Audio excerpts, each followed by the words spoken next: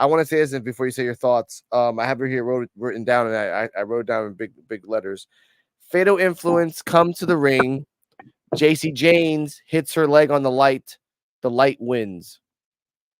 So, and then I went back. They were like so spaced out. JC Jane hit her right thigh on the rotating light, and she's like, "Ow!" but had to keep in character. And then she kept looking back at the light. I'm like, "Damn, yeah, that light won, bitch." Yeah. Your highlights. Yeah, go on. No, go ahead. What you about to say?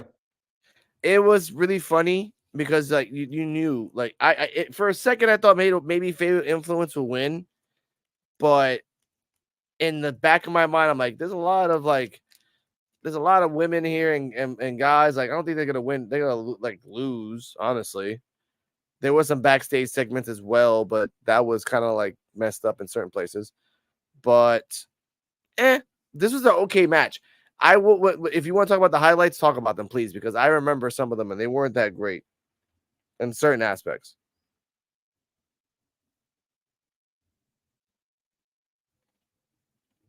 Okay. Dennis. Yo, can you hear me? Yeah, I can hear you. Yeah. So you talking about the 6-woman match, right? Yeah, the highlights. Tell me about them. I'm gonna say it like this with Jade Cargill. Like I said, once again, when you gotta have outside help to make your show look good, I mean, like something got to be going on. But other than that, I thought it was a good match. I mean, I didn't like the fact about it though that you had people from Raw coming over to NXT, and to me, Jasmine Nix and all them, they should be. The fuck is going on? And to me, Jasmine Nix, them all them, they deserve their own kind of shine. And for somebody to come on Raw and everything, and then do something on Raw, to me, it seemed like some people need their own shine on the shows and everything. You know what I mean?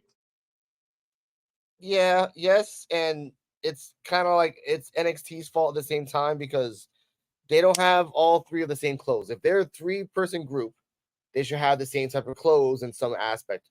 All three of them are 3 different characters. You got the cowgirl, you got the girl that used to wear a mask but doesn't wear a mask anymore, and then you have the rookie that just has pigtails.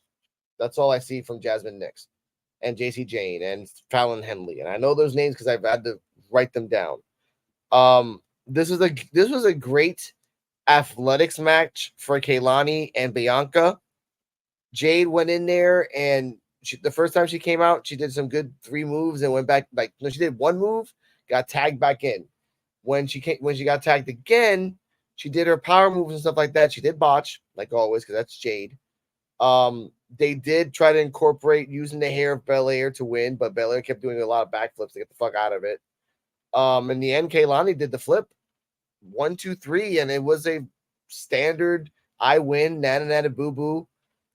You know, this evil faction that keeps talking about like winning all the time. Like, what's your predictions for Keilani and Fatal Influence? Because this is getting ridiculous that they think they're gonna win. Either win or Keilani beats them, which kind of like buries all 3 women. To me, Jade Cargill and Bianca Belair coming to NXT kind of like bury them. To me, because you on a show where you coming to invade my show. Yeah, you know what I mean. Yep, you're right. That's how I feel. You extended Keilani's extended her belt holding for another week or 2. That's it.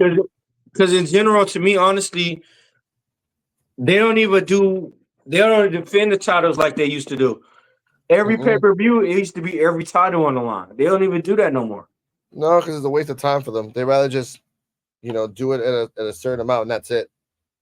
Tag team titles is obsolete now because they don't even do it on pay-per-views no more. No, and now these guys. We'll talk about that in a second. Like, so what would you grade this match at the end? Let's just round this up. I give it a C. Oh man, that's kind of hard. I give it a B minus. No, I give it a B plus. B plus, B minus, B minus because it was a good match on all aspects. I think that Jasmine Nix and JC Jane are really good wrestlers. And Underrated. they're underrated. Underrated. I mean, they didn't botch that much with Jade. Jade botched on them, so I respect that. And if it was just Bianca and Keilani as a tag team against those two, would have been great. I would have gave it an A because Bianca's a good wrestler and Bianca's a good wrestler. Yeah. And any combination of Fatal Influence would have been a good combination no matter what. So B- because Jade's there because it just didn't really feel, not because of her, just bad wrestler. Sorry, dude. Question for you before we continue. If Fatal Influence goes after Keilani, and they probably will, who's gonna get the belt out of the three? I say I want to see Fallon Henley. Okay. I'd rather see Jasmine Nix. Something like, and then she can become a baby face because she defends the belt and she doesn't like, she's okay with cheating in the beginning, but then doesn't want to cheat at the end. Yeah, but think And then about this, Fallon. yes. Fallon Henley never even got her real good push. Yeah. You can do it in a way that Fallon Henley wins, and then they make it into like a gauntlet type match where those two are in the line, and then they can take it away. Just take it away. I'm surprised Joe ain't popped up and was being all like a lump of coal and everything. Let me quit speaking his name up before you pop up. Usually will most of the time. After that, it's time for